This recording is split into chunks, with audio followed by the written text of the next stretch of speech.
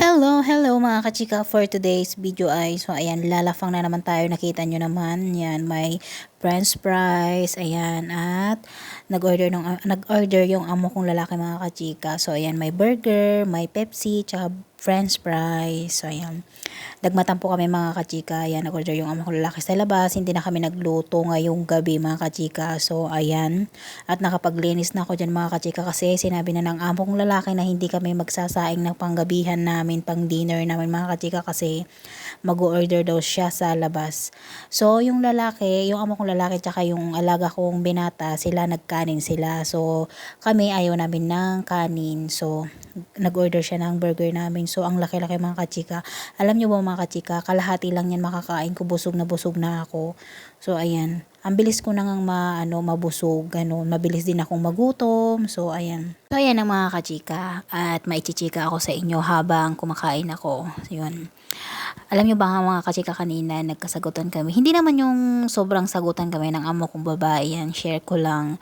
So ayan, at saka ang init kasi tawag doon, parang mainit yung ulo niya, tapos masakit din yung ulo ko kasi parang hindi maganda yung gising ko ba mga kachika. So ayan, kanina kasi, at saka may sakit kasi siya. So ayun, pero magaling na siya ngayon, okay na siya. At okay na din kami mga kachika. So ayan, share ko lang kasi ganun talaga kami pag nagkasagutan, mamaya okay na kami. Ganun yung amo kong babae, hindi matagal yung galit niya, ganun. So, ayun nga mga kachika, ayan, at umpisahan ko lang ichika sa inyo. So, ayan, kanina kasi tulog pa siya. So, ayan, bumaba na ako. Tapos, yung among lalaki, andun na siya sa labas. So, ayan, may ano siya doon, parang kwarto mo siya ba yun, kung alam ng mga OFW na nandito din sa Middle East. So, ayan mga kachika, tapos, bumisita yung kapatid niya. So, ayan, sabi niya sa akin, pumunta sa kusina, sabi niya, magkuhan daw ako ng tea. Yun, shahi dito, yung tea. Yun, ayan, bali 2 baso lang daw. So, ayan, sabi niya, pakuluan ko lang daw kasi di ba ang karamihan ng ginagawa pag nilagay mo lang yung tea sa tapos magpakulo ng tubig, tapos ilagay mo na doon sa baso. So, ganun lang, di ba mga kachika. Tapos, di pinakulo ka. So, ang sabi ng amo kong lalaki, ikuan ko muna sa, parang takore ba na maliit. So, ayan, sinabi niya, binigay niya sa akin, sabi ko, okay naman yun. Ang may sinasabi ako na takore talaga ng pang shy, sabi niya malaki yan kasi 2 baso lang naman, sabi niya. Di sabi ko, wag na yan, tumingin ka ng iba. So ayan, tumingin nga kami, tapos siya may sinabi siya, ito na lang, sabi niya. Di yun na lang.